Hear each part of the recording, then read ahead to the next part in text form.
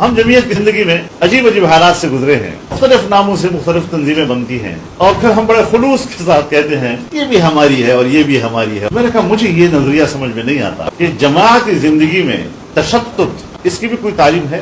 وہ تنظیم بن گئی چونکہ وہ دیوبندیوں کی تنظیم ہے، پھر دوسری تنظیم بن گئی تو چونکہ وہ دیوبندیوں کی تنظیم ہے، پھر تیسری تنظیم بن گئی تو چونکہ وہ دیوبندیوں کی تنظیم ہے، لہٰذا یہ سب ہمارے ہیں اور ہمیں سب کے ساتھ بڑے ہمدردی کا اور تعلق رکھنا چاہیے۔ میں نے کہا اس کو کہتے ہیں ہرجائیت، یہ یکجائیت نہیں ہے، یہ توحید نہیں، شراکت ہے۔ ادھر بھی رہو ادھر بھی رہو۔ اچھا ایک مسئلہ آ گیا ملک کے اندر، یہ سب آپ کی جماعتیں ہیں اور اسی ایک مسئلے پر ایک کا موقف اور دوسرے کا اور تیسرے کا اور، وہاں آپ کیا کریں گے؟ پھر کدھر جاؤ گے؟ تو سوائے اضطراب کے اس کا اور کوئی نتیجہ برآمد نہیں ہوگا۔ ایک جماعت، اور اسی لیے لفظ الجماعت کہا گیا ہے، علیکم بالجماعت۔ تو الجماعت جو ہے وہ ایک جماعت کا تصور دیتا ہے، معہود جماعت کا تصور دیتا ہے، اور علیکم کا تقدم جو ہے وہ لزوم کا فائدہ دیتا ہے کہ آپ پر لازم ہے کہ تم جماعت سے وابستہ رہو۔ تو علیکم بالجماعت والاطاعۃ۔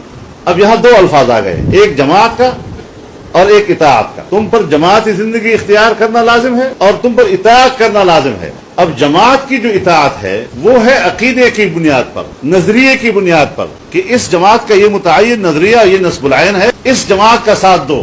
اور اطاعت روزمرہ کے معاملات پر جو جماعت کے فیصلے صادر ہوتے ہیں اس جماعت کے فیصلوں کی پیروی اور تابعداری کرو۔ یہ نہیں کہ آج یہ فیصلہ ہے میری مرضی کے مطابق ہے تو میں نے پیروی کرنی ہے، اور اس سے ذرا مجھے اختلاف ہے تو اس سے اطاعت میرے اوپر لازم نہیں ہے۔ دونوں چیزیں لازم کی ہیں۔ اور لیس الاسلام الا بالجماعۃ ولیس الجماعۃ الا بالامارۃ ولیس الامارۃ الا بالاطاعۃ۔ یہ ساری چیزیں ایک جماعت کی منظم زندگی کی علامات ہیں جو ہمارے اندر ہونا اس کا لازم ہے۔